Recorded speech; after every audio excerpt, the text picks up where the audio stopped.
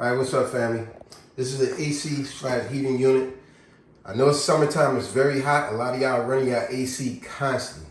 But just to let you know, when you're running that AC constantly, you want to definitely check your sensor. This right here would be called your water sensor. So if it ever overflows, it'll fill up, and this here will supposed to shut off your AC. But if that doesn't happen, because I've seen times it doesn't happen, what'll happen, as I said, this is the water sensor. This cap comes off. Just simply, easily take it off. And you need to suck all that water out of it. I would advise you get a nice wet vac, attach a nice, let's say 1-inch hole or 1/2-inch holes to it, duct tape it, that way you get better suction. Because if you just put the regular wet vac like this, it ain't that much suction. So you want to attach a 1-inch hole to that big suction, duct tape it so now it's stronger. You need to clean that out. A lot of water is going to come out because what happened is the water comes from the pan that's on the other side of this thing. Let me see if I can give you guys a better look. Now, I know you would have liked if I gave you the more dramatic effect of when this was actually dripping. Unfortunately, I didn't do that because, well, fortunately, I didn't do that. Unfortunately, because I didn't have time to try to film a video while I actually had a problem at hand. I was more concerned with just cleaning this up, fixing it, addressing the situation at hand. So I apologize that I'm not showing you actually with water all over here and all that. No, I was more concerned with just fixing it right quick. But like I say, get the water out from there. Now let me show you what an actual pan looks like. The pan, see that black thing right there? Right there, that's your pan. And inside that is about 2.5 inches thick. Matter of fact, babe, hold this light right here. I'm gonna see if I can show people. If you see, look at my hand, see? Like we learned this a long time ago, right? See, 1 inch, 2 inch, 3 inch. Look, if I put my hand in there, see, I got like 2.5 inches of clearance. Look at that. So just imagine all of that. Look, it's all the way up to there. Imagine it was like about right here. Imagine all that filled with water. All that water would be in there.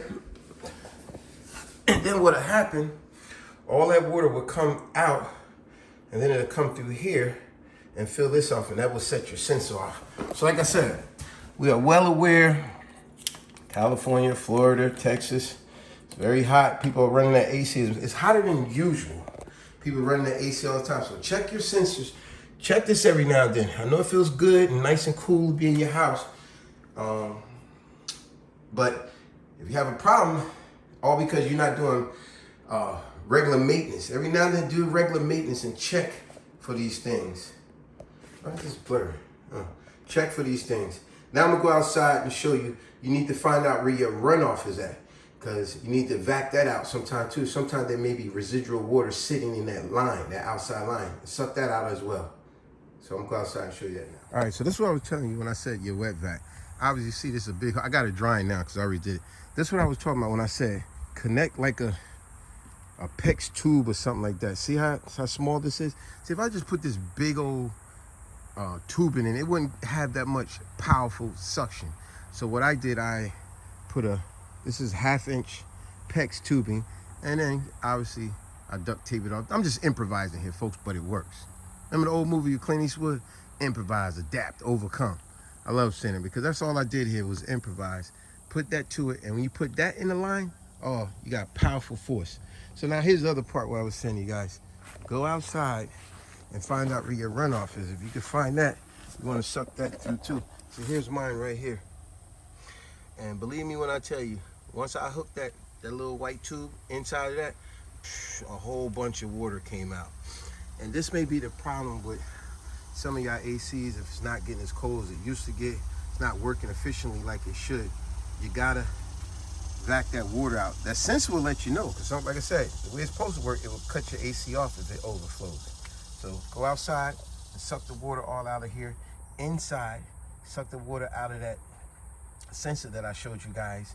And even in that pan, if you get up under there with that hose I told you, suck that out and even clean it out afterwards, because we don't want condensation all of a sudden making rust marks and stuff like that. But hey, real simple fix that most of y'all could do yourself, opposed to calling a contractor and he's gonna do these simple things and charge you a bunch of money.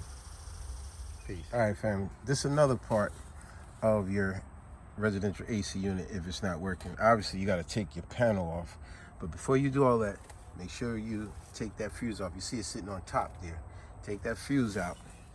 And sometimes, I've said this before in some of my old videos, sometimes do the very simple things before you go into spending big money and hiring a contractor. Sometimes the very simple things could be fixed, because a lot of times when your AC stops working, it is this thing right here, the capacitor. And you just simply get the numbers off of there and you just order it on Amazon. It's real cheap, and you can connect these right simple. As you can see here, you see mine's the yellow wires. See the yellow wires, go back to the yellow, the blue to the blue. These, I like how these are color coded.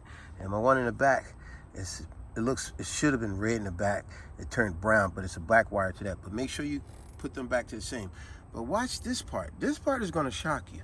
A lot of times when you take that cover off, you may have a lot of spider webs. You know, if you had a bird or something that they built a nest in here, it happens. You know, little critters get in here and they build all kind of stuff in here, and that might be the thing that stopped your capacitor from working. Now, you won't believe this. You know, obviously we down here in Florida, we get geckos everywhere. Geckos be all in everywhere. Would you believe this stuff here? This looks like a dried out gecko. Oh yeah, that's a baby gecko. That's a dried out gecko. Yeah, it was a dried out gecko. Obviously, I just threw it down. But yeah, it was right in here. Maybe it got zapped or something. But it was a dried out gecko in there, touching the blue and the yellow in between it. And then there was a bunch of little twigs and stuff like that. But my AC unit, the fan was not turning on or nothing. We was getting nothing but hot air. And I'm like, what the heck? So I was getting ready to go come out here and clean it and get the number and order me a new capacitor and do it myself. It's very simple to do. But then when I noticed, I seen a dried out, as I said, a dried out gecko was touching the wires. It was dead, but it was dried out. Once I cleaned that off, next thing you know, AC, plugged everything back up, AC started working. But like I said, a lot of times this is the culprit when it's not working. Another way you'll know, the top of this here, it'll be flared up. That's another way you know it's done, when its lifespan. You need a new one. But a lot of times you just simply need to clean it. That's all I had to do is clean it out. Once I cleaned it out, back working good. All right.